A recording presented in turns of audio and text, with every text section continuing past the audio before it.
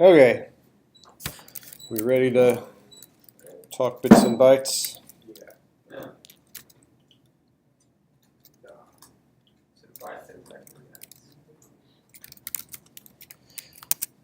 So if we meander into here,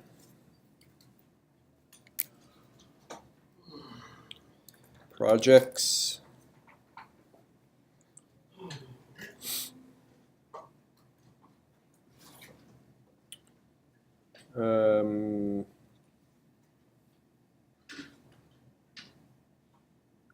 so this is something, this hadn't been visible, and I fixed that, so it's now visible.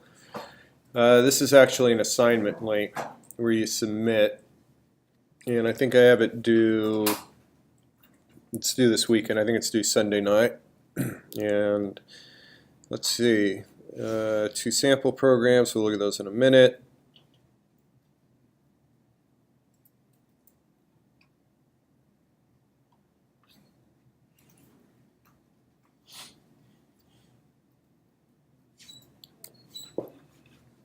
All right. Okay, got it. So what this requires you to submit is fancy rw.h with your modifications to it. So let me walk back into that then slowly. I put a number of files in here.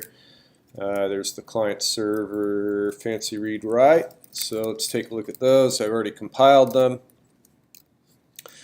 Let's start with client, I guess. These are programs that show you how to use sockets.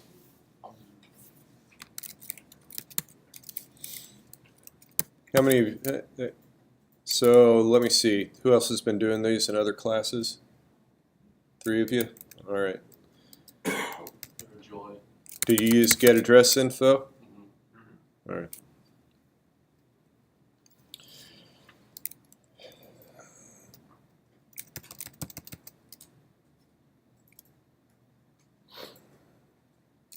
So if you're unfamiliar with them, my intention was I kind of annotated these examples so that you could find the joy, as you said. I'll talk a little bit about it. So there's going to be a port number. You need a port number that's at least a certain, at least as high as 2000. And why is that? It's because usually when we have applications connected to a network, well, they're all connected to going through the same Ethernet cable. So we need port numbers to distinguish different applications. But usually the more lower port numbers are reserved for special purposes, such as port 80 is usually reserved for HTTP? Yeah, HTTP. All right, so on a Linux or Unix system, where can I see that information for all the reserved ports? Anyone? There's I know. There's a file called host or it's in the etc directory. Yeah. etc for not hosts. Not host name. Yeah. I know which file you're talking about. Go ahead and hunt around in that etc directory. Let's see. Let's have you all find it. So let's raise who gets there first. Okay. Let me see. How many do I have in my etc directory yet? So I got 118 listings in my etc directory.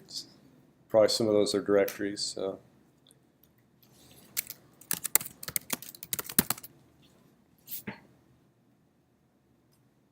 No, that's on my Mac. Let me go to a different. Let me go to this Vagrant box. Etc. 101. Yeah, so it's one of those, and it's not one of the directories. So that services. That's services. Etsy services. We have a winner. I wish I had candy bars to give out. Yeah. There they are, all the reserved ports. And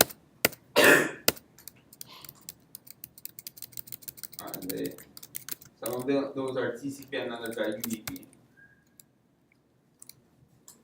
What's the host file for then? Hosts is, Mine's not there, which is kind of weirding me out. But so how do you normally, if you type google.com, how do you normally get an IP address? Because it's an IP address that allows you to communicate with another machine, not the host. DNS. Yeah, the domain name system or service, DNS. Your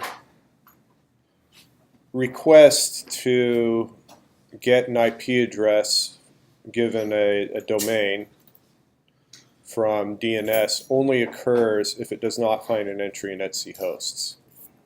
So to look in etc hosts prior to doing that. All right. So I use my etc hosts. Let me look on the. You can use it to block websites too, right? Yeah. Yes, and that's exactly. So let's see what I have here. So I've got, like, these are machines on my local network at home. Actually, looking at them, a lot of them are old and don't exist anymore. I should clean that up. But yeah, so the rest of these I got just to block all the spam sites, right? You can go online and get lists of these, and it's pretty big, 15,000 entries or so. What does that have to do on 0.0.0.0 in the hosting? Just because there's no IP address for. Yeah, it's not a valid IP address. So any you go to a website and it wants you to grab images from these or to service up ads or something like that. Don't try to go to. Since it's going to consult etc host before asking DNS for Zito.com, it'll come back, the web page will get 0.0.0.0, and in essence it'll not load that ad. Right. Yeah. I know that 0.0.0.0 is the IPv4 address for unknown IP address, so it automatically redirects you to the default gateway, whatever your default gateway is. Which isn't going to take you anywhere. Yeah, on page not found. So, looking at our client again. Yes, sir. I also want to make a mention. I read an article somewhere that various browser redirects or search engine hijackers, they modify the etc hosts. So replace the google.com with the IP address of their own organization. Right, right. Yeah, I could certainly see that happening. So we take a port number that's high enough that isn't in the reserved list. You would notice if you look at etc services at the bottom there, some are definitely higher than 2,000, but they're less well established. Probably, my guess is predominantly well-known open source projects using them. Yes? Just Django server uses port 8000. I'll make a note of that, thank you. So in the old days, you had to go through a couple steps to get the socket information all set up. That's been combined in these more modern systems with this get address info. You give it the host that you're interested in, you give it a port number, and then this function will do some work for you if you provide it with some hints. And so that's what's being done here, and on lines 18 through 21. We are telling it what we're interested in and then letting get address info do the heavy lifting. So first I create the structure, I make sure it's all zeroed out because there are a number of fields that I'm not going to use, and I want to make sure there's no random bits and bytes in there that could create undesirable behavior. I don't care whether it's IP version 4 or 6, and I want the TCP socket. So I provide those hints. Also, I have this pointer. And if you look at line 26, the last argument is the address of this pointer. Why am I passing the address of this pointer, not the pointer itself?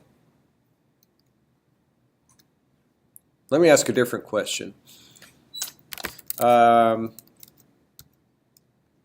do you not want to copy? Why would I, if I, where do we have another? Why do in the read system call, looking at any of those prototypes here, why is a pointer being passed in? It's like by reference. So it's like by reference because you're going to be changing the contents, right? What the pointer So if this is char, then it's a pointer to char, and the contents would be a bunch of characters at that address. A character or characters starting at that address. So likewise, if I'm passing in the address of a pointer, it is the pointer itself that's going to get modified, right?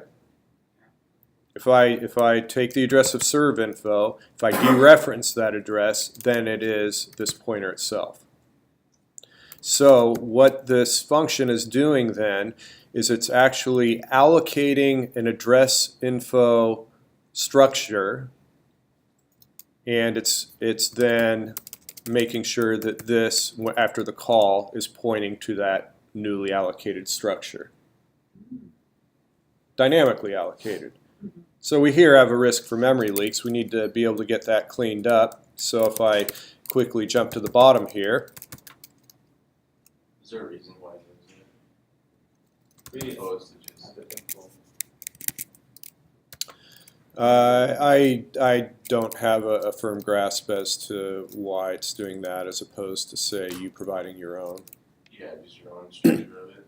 Yeah, I'm sure there's a reason. It's escaping me now. And there are other use cases where I go, aha, yes, I understand that's why it's doing it, but I'm totally spacing it now and can't tell you without a little research. Right here, line 39. Okay, so here's that pointer that I pass in, and then this function will do ensure that that memory is released properly. So make sure you pair the call to get address info to that free address info. All right, do a little error checking there, make sure it's all fine.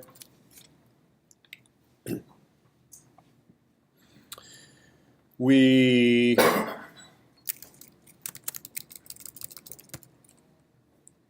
now, with the call to socket, what we're doing here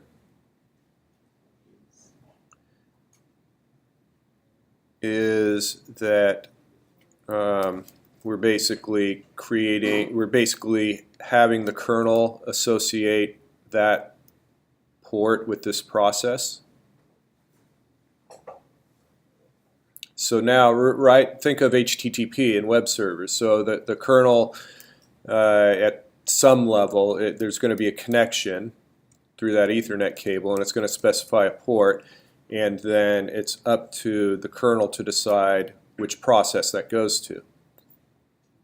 Someone has to negotiate that, right? It isn't some unadulterated connection where you have 30 different processes who are interested in 30 different ports all fighting over where that wire is coming in. The kernel's at some level negotiating and mitigating and doing a little bit of switchboarding. And I'm sure I'm simplifying and getting it wrong, and there'd be some network engineer who would get an angry face that I'm simplifying it, and there's probably some sort of networking layer in there that I'm not talking about, and some other widget that does this, that, and the other thing.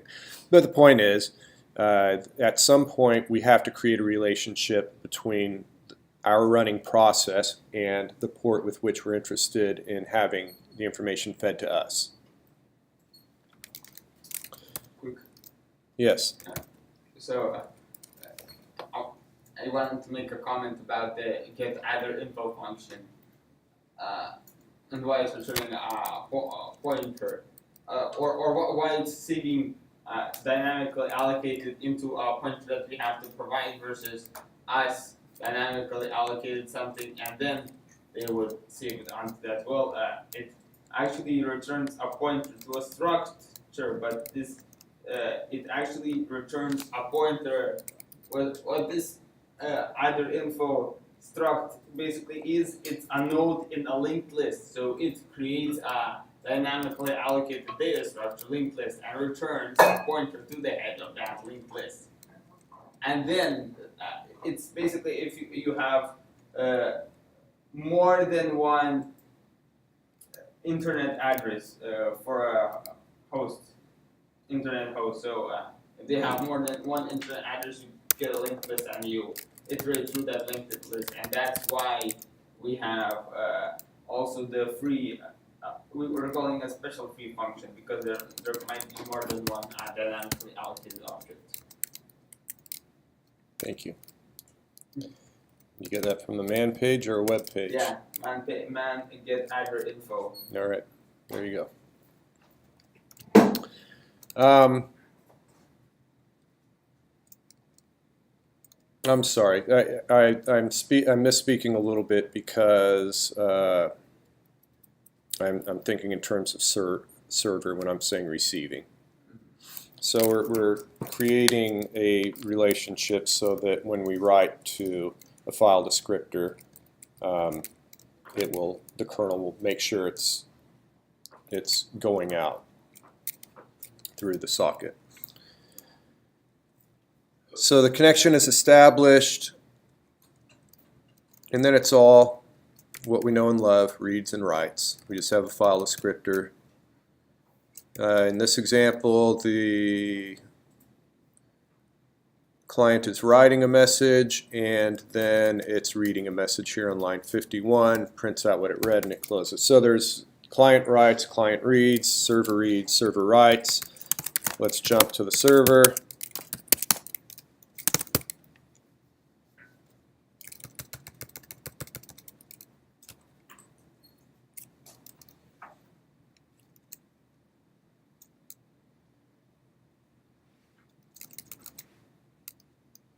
And then I misspoke slightly. It's the bind that is doing what I said when I was looking at the client. So it's the kernel is going to match incoming packets via the bind. So forgive me for misspeaking a little bit.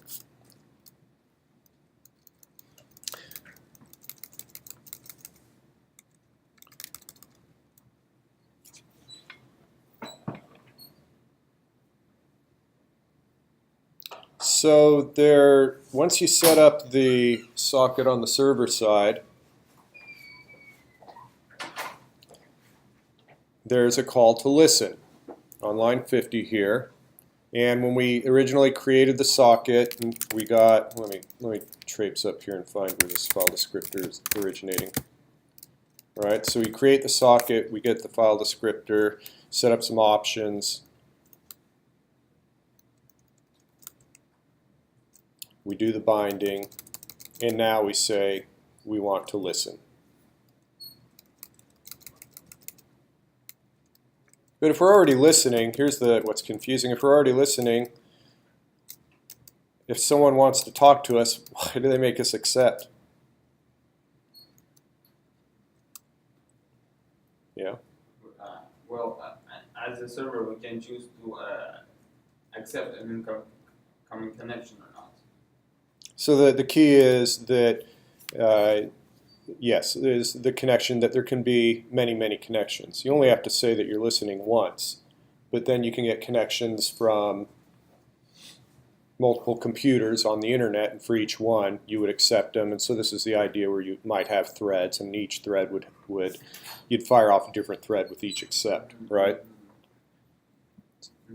So listening is is for the entire process to listen, and then at any point in time you can get a connection come in, and you go ahead and accept or reject that connection that comes in. So once you accept it, the key is that you get a brand new file descriptor. So the first file descriptor, called the listener file descriptor, is simply to listen on that port for any incoming connection. Once a connection comes in, then for every connection that comes in, you get a unique file descriptor to talk with that connection specifically.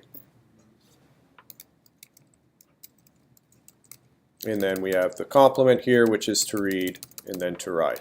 And then you close everything up when you're done. Not very exciting.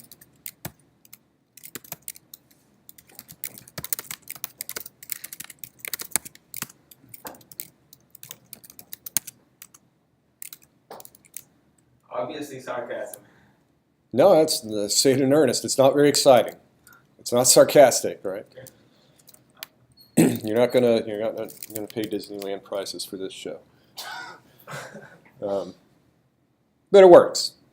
All right. So Vagrant.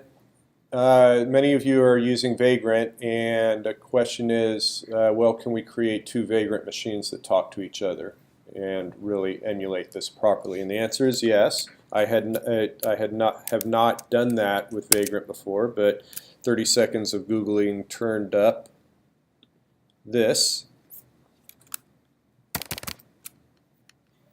which is you can set up, remember that Vagrant file that it creates? Let's see, where's that going to be? That's going to be in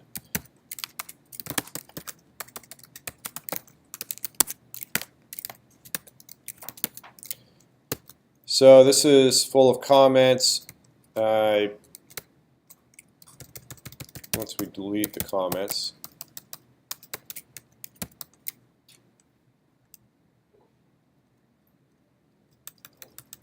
there we go. Right, not that much to it. So you can come here, Google it yourself, or I guess what I'll do is I'll copy this URL. Maybe for Piazza. There you go. That'll just be posted with the class notes. Go ahead and just do this, and it'll actually spin up two machines. And now, when you want to connect to them, you would say Vagrant, given what they have here. They have a machine alpha and a machine beta. You can just say Vagrant SSH alpha or beta.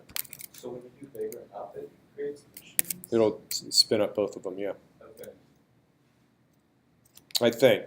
So I have not done this. Okay. It's as new to you as it is to me. I think Vagrant up, it may be possible that you'd get some ambiguity grousing from Vagrant, in which case it's probably then Vagrant up alpha, Vagrant up beta. And obviously you probably want to change alpha.b inbox to yours. Yes, that precisely. This HashiCorp precise 64 would be this right here. Okay. So I don't think there should be any issues, but I'll try it myself over the weekend, and if there's any weird quirks, I'll follow up. But I think it's going to be a piece of cake. All right. Where does that take us? Oh, fancy read-write. Okay, so here's the deal is that, and we talked about this a little bit with read and write. If we look at the return value,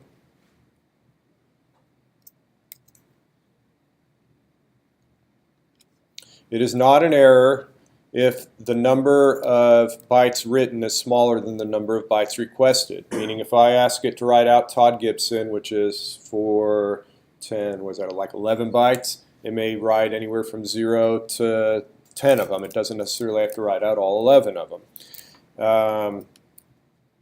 This may happen because the device was filled. It may also happen if you are interrupted by a signal. Let me see if it says anything about signals in here.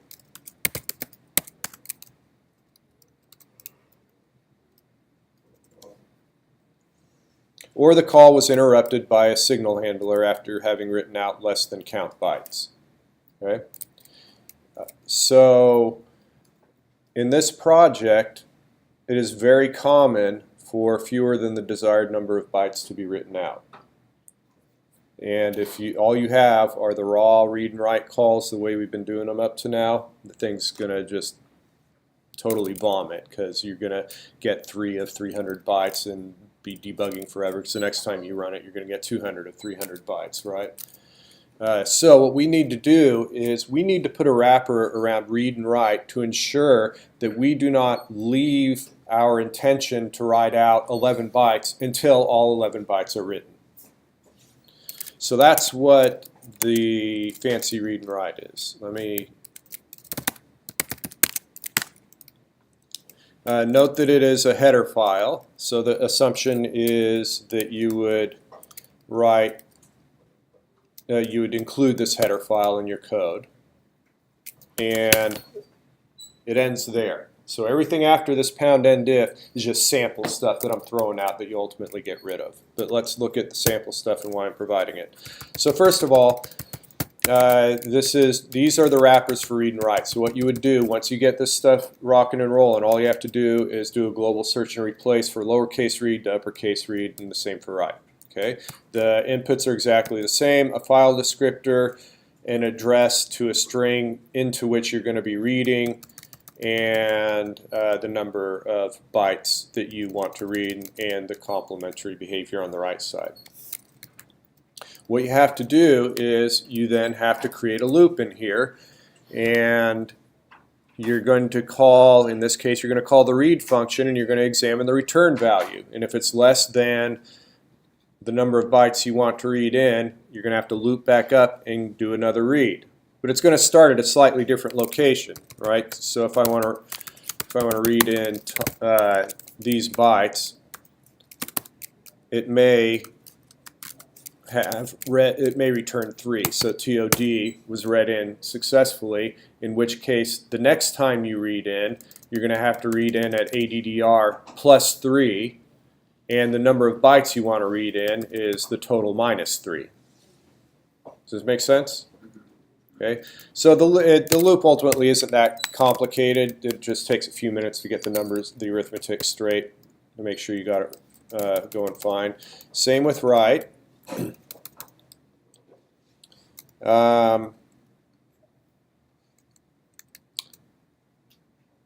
If I look at, let's look at this call here.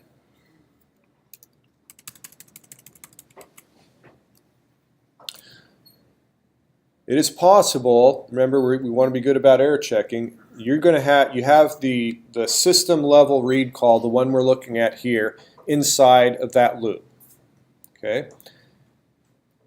And it's going to return the number of bytes read or the number of bytes written. However, that function may return -1. Now if it's -1, then you need to do a little bit of error checking. And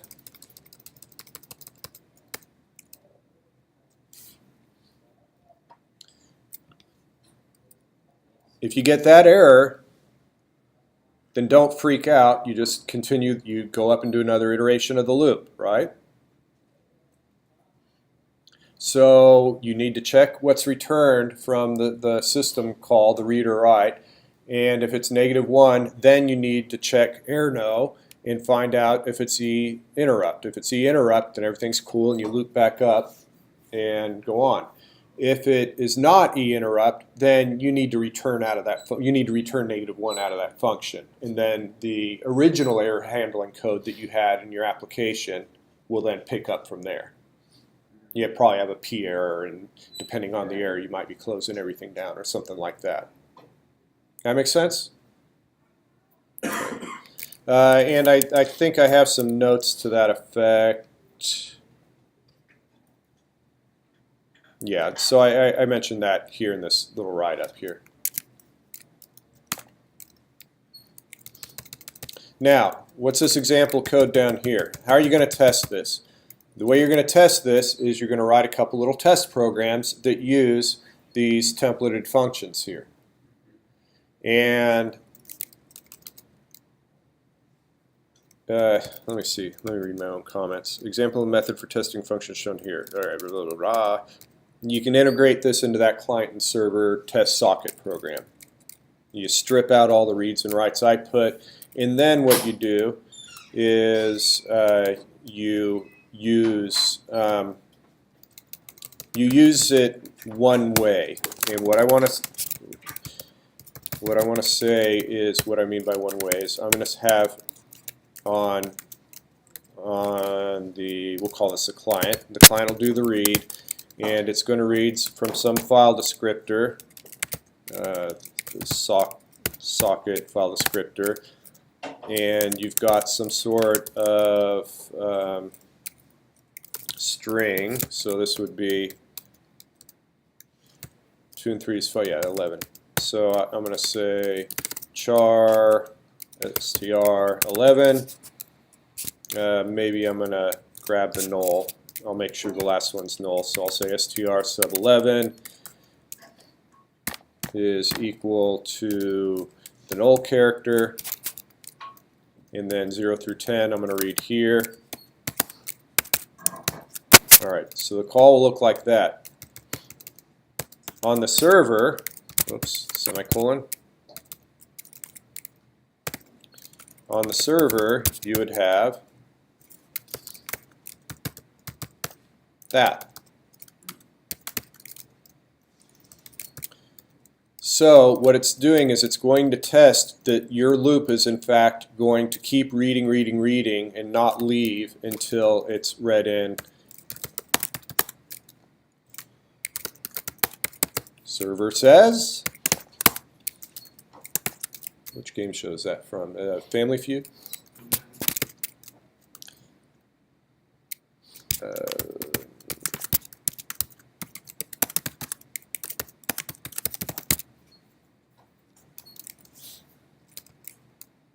And you confirm that it says Todd Gibson. Then you reverse it. You write out, you say write, and you write out Todd Gibson, and then these become a bunch of reads to ensure that you're testing it the other direction. So that's how you test to see that these little functions are correct. Any questions on that? Yeah. More of an observation than a question, but it seems that reads and writes on the client and the server, we tend to think that reads and writes are associated, but they're not. You can have an arbitrary number of reads and one write to gobble it all up. Yes, absolutely. Or vice versa. Yep. All right. So, What does instantiating that template look like? oh, it's a function template. So, I didn't write out my changes. It's literally what I had string, or I had char str 12, and then it was read some file descriptor str 11. You literally use it like that. So when I said all you have to do is globally search and replace lowercase read with uppercase read, and the same for write, that is actually what I meant. You don't have to do any other template crap that you do with template classes and so forth. The templated function will handle that just fine.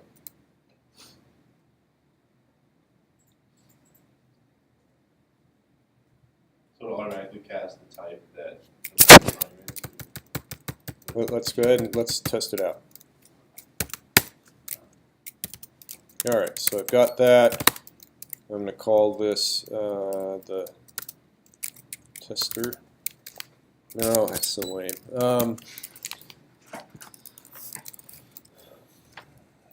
Hercules.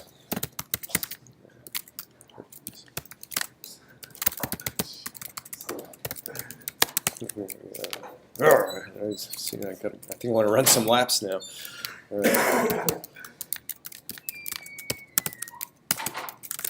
Oops, I'm on int main char whatever read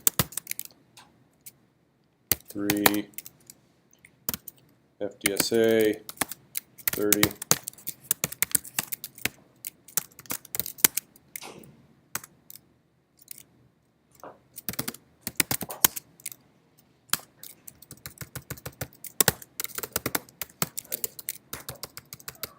Right, you'd obviously ultimately be returning the number of bytes written or read, which should be exactly equal to count. And in fact, let me do that. That's exactly what that should be.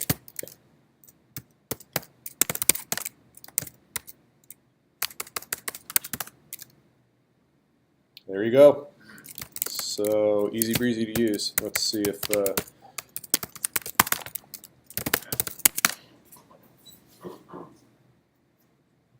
okay. Yes. So, two questions. First, sorry.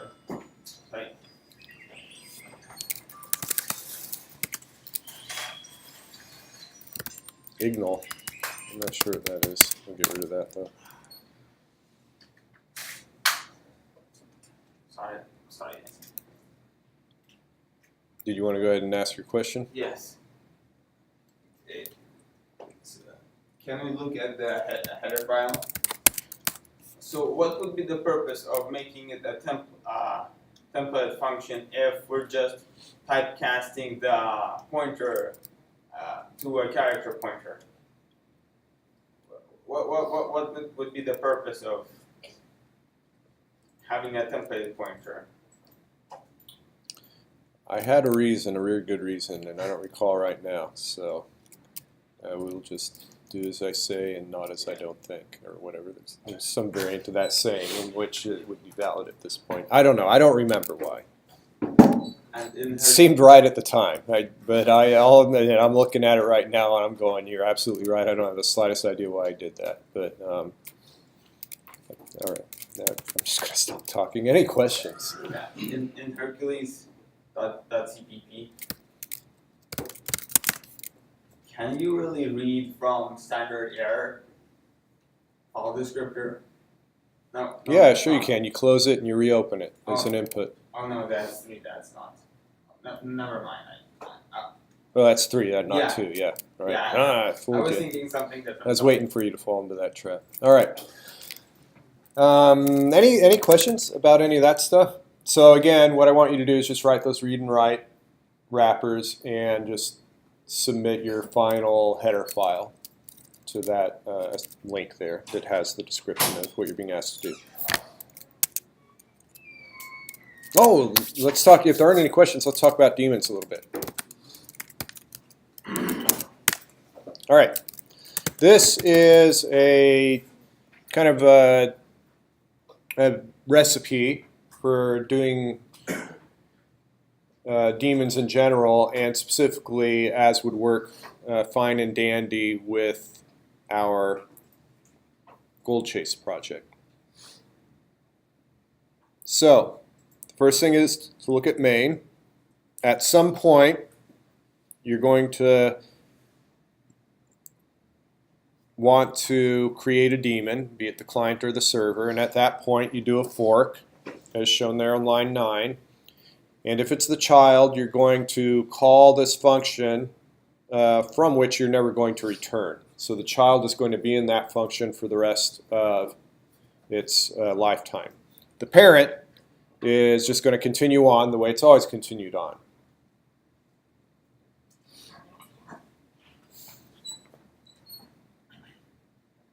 So, what do we do if we're the child and we're going to become a daemon? The first thing we do is, interestingly enough, is we do yet another fork. So when you log in to a Linux system or a Unix system, then every process is associated with a session. And so when you do ls, that's going to be part of that session, or if you do sleep 30 and it's going to last for 30 seconds, that'll be part of that whole session. Okay. The reason for having that session is just for job control, and that's to benefit the shell. Have we all worked with in the shell putting things in the background and using job control generally? You can do, let's see. So I say jobs, there are no jobs, I can sleep 2000, and I can type Control Z, that's going to stop it.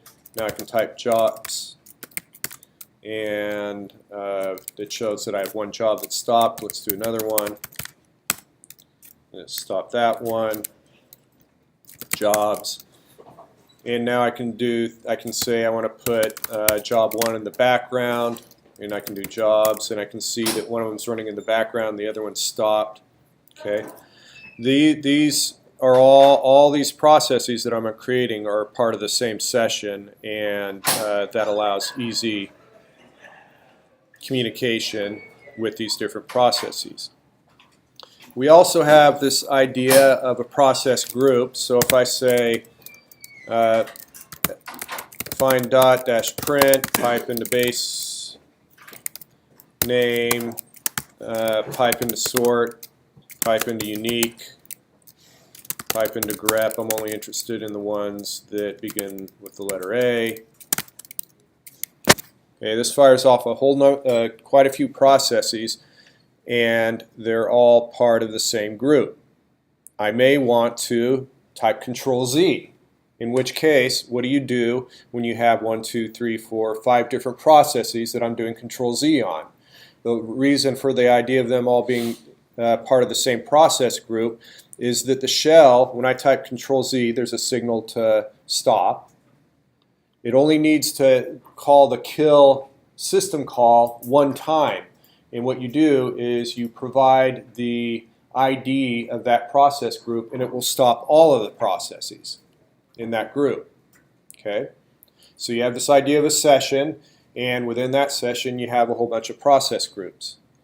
When you log out, then everything, all the groups in that session receive a sig hub. So what you need to do is you need to, in order to have the daemon free and clear, you need to disassociate that process from this whole architecture we're looking at right here. We don't want it to be part of our session because we don't want to send it a sig hub when we log out. So what you do is we have the parent, which is gold chase. We have the child, which forked. And then we saw that the very first thing that that child did was it forked. And so we had a grandchild.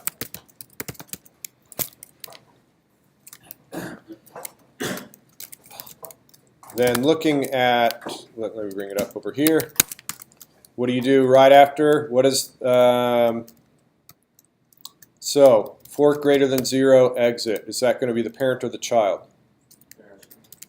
So what we've done is we've had the parent die. We've now severed the relationship between this process and the parent. So that's the reason for doing that.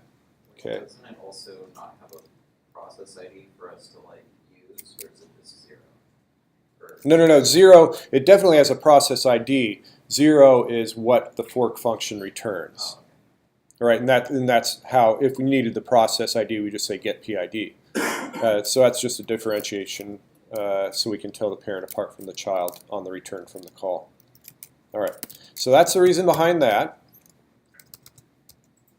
Now we can change our session ID, and if you read the set SID system call, you can see that it will now be its own session in its own process group. Okay.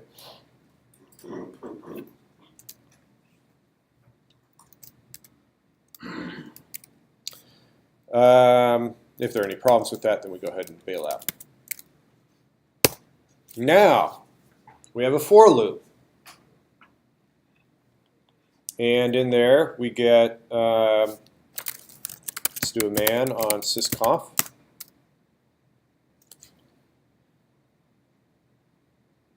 Test it runtime whether certain options are, or compile time whether certain options are supported, or what the value is of certain configurable constants or limits. And which one are we using? SC open max. Anyone want to guess what that is? Based on looking at 22. Maximum number of open file descriptors.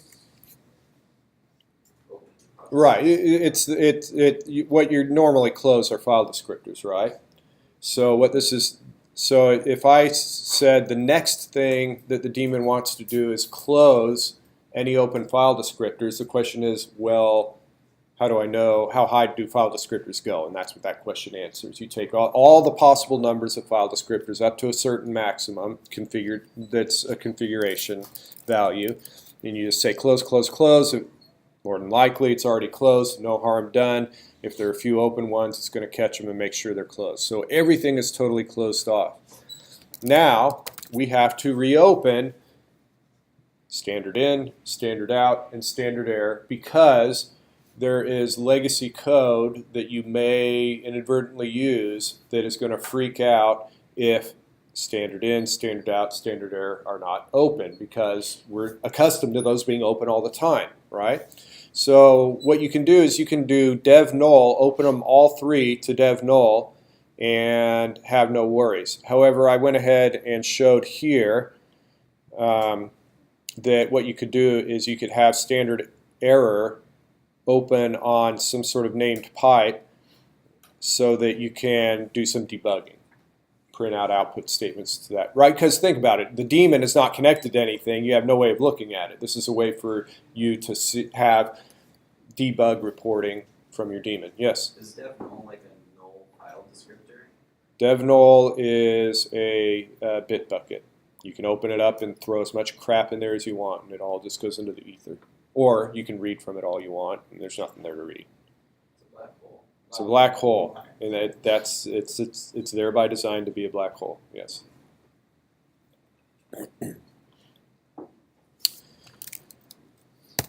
It's possible the daemon may create files. You want to have full control over that, have no surprises, be unadulterated. So you get rid of any masking bits that the child process would have inherited from the parent. If you recall, there's also a shell level interface to umask as well as it being a system call. So this is the user, the group, the other. What does this first zero mean? Auto. Gesundheit. That's correct. So in which bit is 2? So what I'm doing is I'm masking off this bit for group and other. Let me create a file. Huh? Yes, that's correct. It's the right bit. So if I say touch FDSA, ls-l FDSA, I have no masking happening with the user, so both read and write are active for ordinary files. However, the right bit has been masked off for group and other. I can say umask 0000, and now I can touch FDSA2. So is there like a default mask? The mask is normally configured by the system administrator. It would be at you'll normally find it in like a bash RC or a bash profile, and sometimes you'll find it in your directory. Sometimes it's like an etc bash RC or etc bash profile. But yeah, I mean, obviously, when you install Linux, there's some default there, which is normally the mask that you're seeing here. But the long story is it's totally configurable by the system administrator, and they'll normally configure it in one of those startup files, and normally give you the ability to change it yourself, right? So you just did a umask 000, and it still doesn't have. It still has. Oh, you're wondering about execute, because that's with executables, right? So if I say me.cpp int main, and I say g++ me.cpp ls-l a.out, there you go. Okay, I see. It's possible to give non-executable files execute permission, right? Yes, absolutely. But normally, when you create a file, you're not creating it with the execute bit on. Right. So at file, when you're opening up a file or creating a file, it's normally considered an ordinary file, which is not necessarily executable. If you intend it to be executable, then you normally go through the step of flipping that execute bit. But by default, when you create a regular file, that bit is on. That's correct. Okay. And that doesn't rely on the mask. That's right. The mask is not affecting that. It's just the execute bit's simply not turned on for when at file creation time. The exception to that would be directories.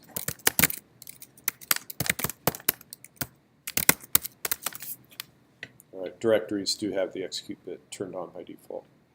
Yes? I've actually found out how related to that UMass trick. So how do you execute an executable file that you don't have permission to execute? If you have read permission to it, you cat it and redirect it into another file which you do have execute permissions for, that overrides that file with all the instructions. Then you can execute that file.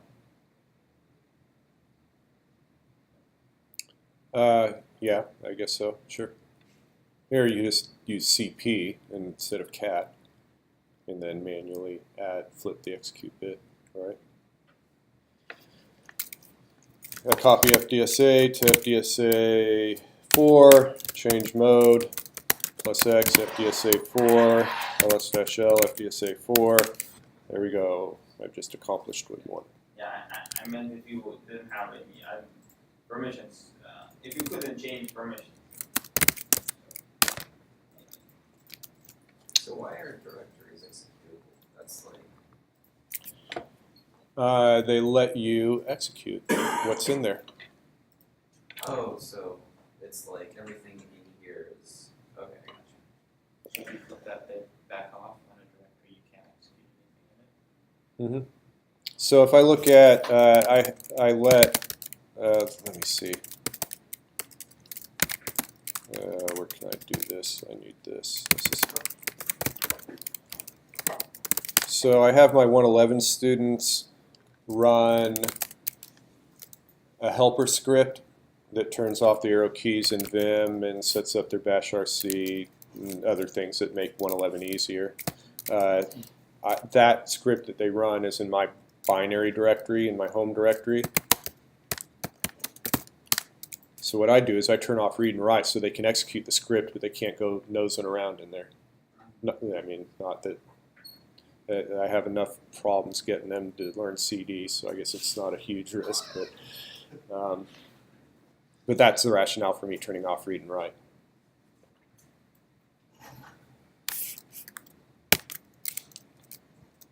All right. Let's see, where am I going now? We're here. Oh, we were looking at our daemon. So we get rid of all the bits on that mask so that when we create log files or whatever, it's unadulterated. And if we have a specific need for the mask to be set, that's fine to set it. But the point is, don't forget that you have a mask. It can create files and create permissions troubles that you're not expecting. So this is just saying, be conscious, make sure the UMask is set to something that you're aware of. And then lastly, you want to get out of whatever weird directory you're in, get that daemon in the root directory, use absolute paths for any sort of file interaction you want to use. Is that for like portability reasons? Yes.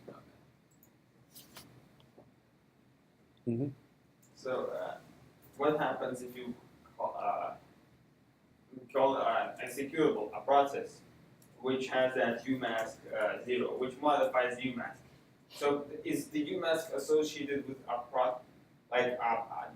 It's associated with the user ID of the process.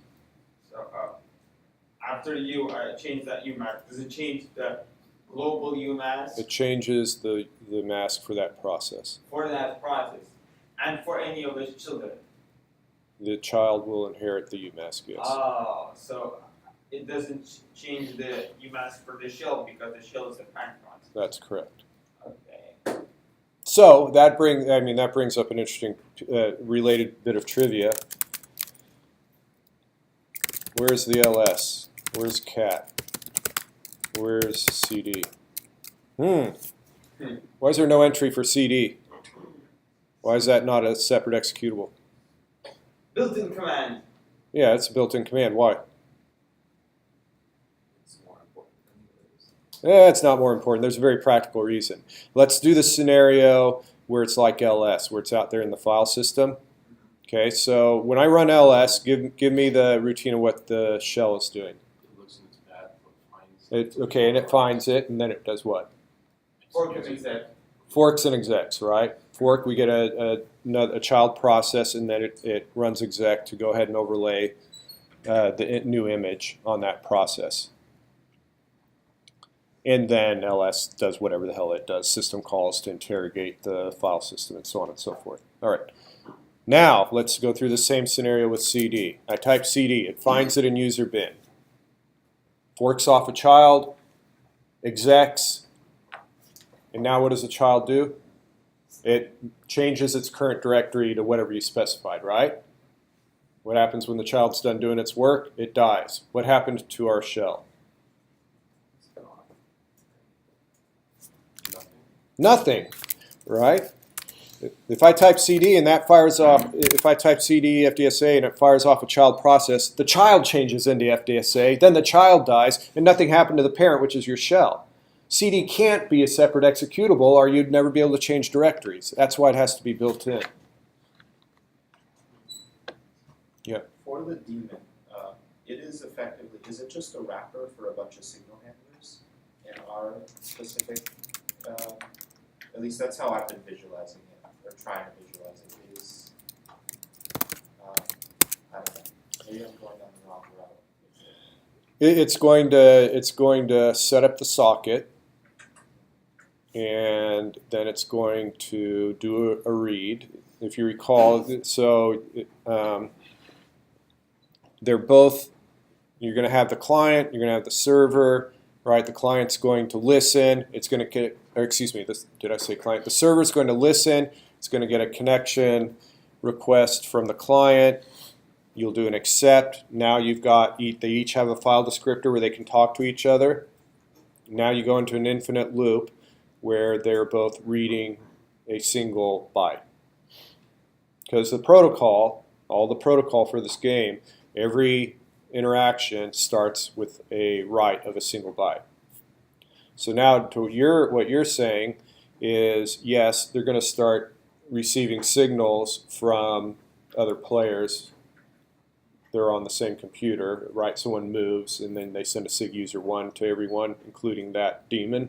The daemon receives sig user 1. It goes to its signal handler, and then you need to then put together a stream of bytes that you're going to ship off, that you're going to write this way. So the signal handler is going to be doing writes to the socket. Now this one is still sitting there with a read, waiting for that 1 byte. It gets the 1 byte. Depending on the value of the 1 byte, it knows which of the 2 or 3 things it needs to do, and it knows what the next values are to receive. When it's done, it goes back to read. When this is done, it goes back to reading that 1 byte.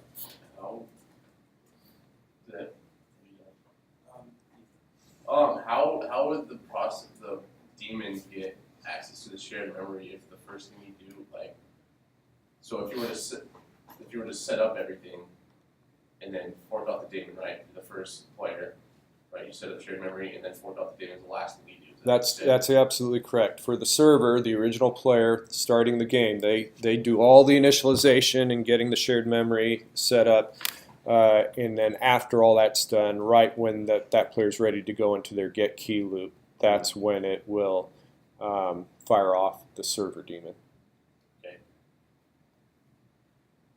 So do we just modify line 21 to just go from 0 to 2? Because that closes every file descriptor, right? So, or we just have to reopen it to the shared memory. Right, absolutely. So you basically do this boilerplate here, and then you go ahead and do whatever application-specific work you need to do, which is line 28. Now do whatever you want it to do. So it can go ahead and it can connect to the shared memory and do the mmap. So does it matter if you fork it off first or last? If you're the first thing, if you just close everything anyways? Or I guess it has to be created first. Okay. And then do you understand the difference in daemon setup on the client side? On the client, the client gold chase, you start it up, the very first thing it looks for is to see if there's already a daemon there. And the way it can do that is it can do, it basically just has to look for the existence of the semaphore, right? You know you're the client because an IP address was provided as argv sub 1. So you know you're the client. The first thing you check is to see if the semaphore is there. If not, then you know that you're the first client process to start up, and now the very first thing you do is you create the daemon. And then the daemon will, then it has to wait on the daemon, and then the daemon will talk to the server and get all of the information on players already playing and what the map looks like, and the daemon is going to set up shared memory and get it all initialized and get all the players put into that data structure, and then it'll let that client gold chase know that okay, everything's set up, you can go ahead and go, and now the client will join an already existing game the way it would normally. What does error checking look like? So say you run gold chase with an IP address. How does the daemon report back to the parent process that I couldn't find a server running at that IP address? If you sever the connection.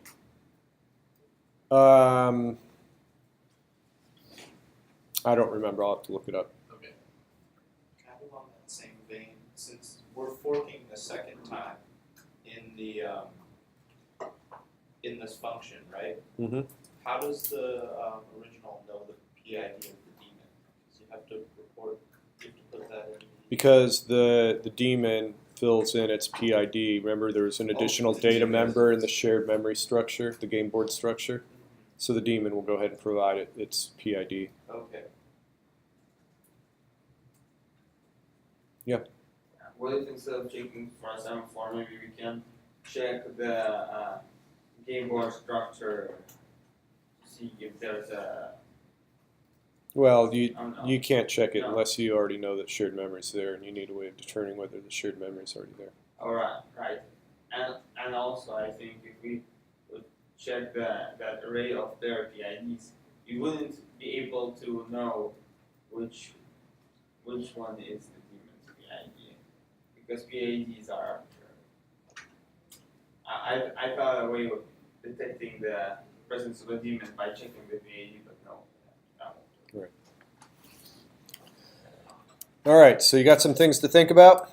Yeah. Any other questions? Yes. I remember how you said that cd is a built-in command on executable. Well, I think that's the reason why on line 24 we have to call a special function. Because if it were an executable, we would have to call exec. What line are you looking at? 27. If cd would have been an executable, a sound Right. So this is a system call that affects the running process, just like all system calls do. So where is CD?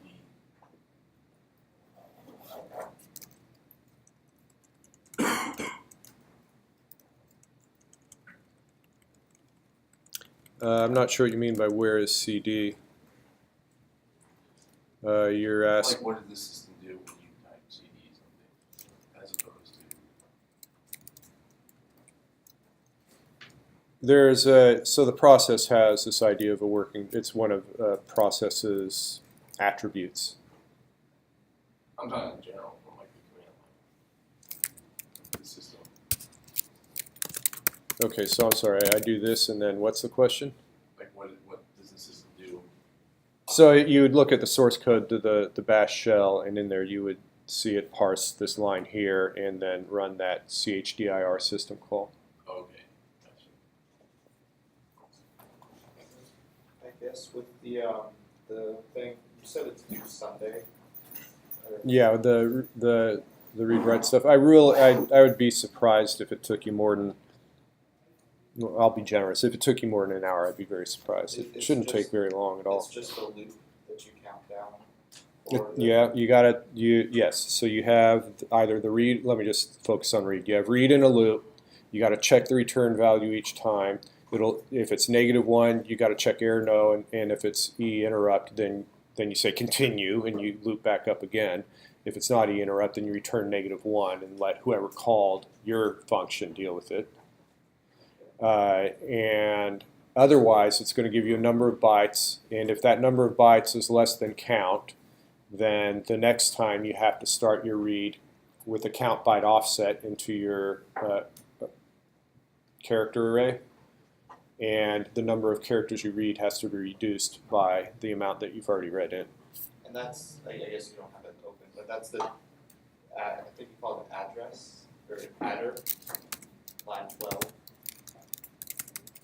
It is, there's like only one thing in there. That's the character, right?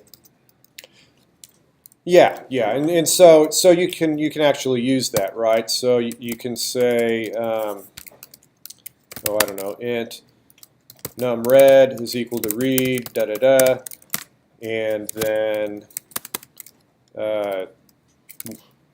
I suppose this is so. All right, so I do it like this: int numRead is equal to 0, and then maybe I'd say while numRead is less than count. You're making me do this assignment for you. I'm going to get it done if I keep going much further, right? So this is going to be this time read, and then you basically have to add that to numRead and ADDR. You're going to be ADDR plus equals. You're going to add some offset to it. If I read in 3 bytes, then I need to make ADDR 3 bytes further along. In the number, in my count, right? In here, I'm not going to have count, or maybe I have count. It's going to be something like count minus numRead, something like that. It's a rough cut. I guess the last question, which might finish it, I don't think it does though, but what is the count you return is not the original count, it's the bytes. It's the number of bytes that you read, which is it's going to be one of 2 things. It's either going to be -1 or it's going to be count, because you don't want to leave this loop until you've read count bytes. Okay, thank you. Yes? So are we just submitting the error file? Yes. Okay. And so there's a bunch of crap after the pound, again, there's a bunch of crap after the pound end if on line 30 here. That should all be deleted in what you submit. I want the header file that you're going to pound include in your project. Okay. All right, so we will pick it up on Tuesday. I would definitely bang on this some.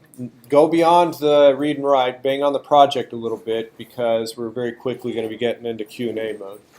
You know? All right.